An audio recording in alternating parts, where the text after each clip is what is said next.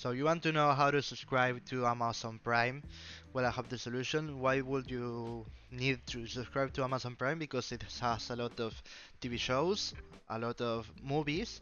It have the free subscription to a Twitch channel, a reward for your favorite game. Well, how do you do that? Well, you have to go to primevideo.com and press this, start your free trial.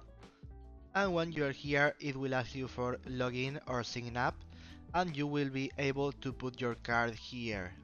Okay, so you put your name in the card number, the expiration date, etc. And when you press add your card, you will have to press then continue, and you will have a 7 days free trial to watch every movie you want, every TV show you want, and everything. So after those 7 days you will be charged with money, but you can cancel. You can cancel it before the 7 days pass, so you will have a Amazon Prime for free at least for 7 days, and you can do it again with another account.